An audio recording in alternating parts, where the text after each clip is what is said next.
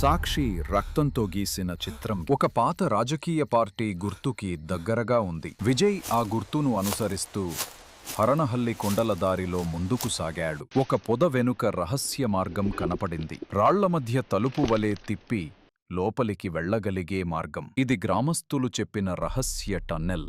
Tunnel లోపల పెద్ద పెద్ద క్రేట్లు ఉన్నాయి. వాటిపై ఒకే గుర్తు, ఒక రాజకీయ పార్టీ సింబల్. ఇది కేవలం స్మగ్లింగ్ కాదు, ఎన్నికల డబ్బు నిల్వ.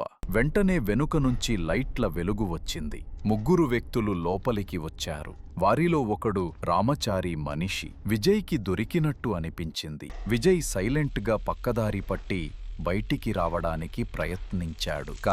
కానీ గోడపై కరెంట్ వైర్లు వేసి ఉన్నాయని గమనించాడు. ఎవరో ఈ మార్గాన్ని కాపాడుతున్నారు. మరోవైపు బయలుదేరినప్పుడు ఒక చిన్న నది ఒడ్డున తలుపు తెరుచుకుంది. నీటిలో పడవలు సిద్ధంగా ఉన్నాయి. రాత్రిళ్లు ఇవే అక్రమ సరుకులు తరలించే మార్గం. అకస్మాత్తుగా వెనుక నుంచి ఓ స్వరం వినిపించింది. విజయ్, నువ్వు ఈ దారిలోకి రాకూడదు. విజయ్ వెనక్కి తిరిగాడు. ఆ స్వరం ఎవరిది? ಮುಂದೆ ಏನಾಗುತ್ತದೆ ಎಂದು ನೆಕ್ಸ್ಟ್ ಎಪಿಸೋಡಲ್ಲಿ ನೋಡೋಣ.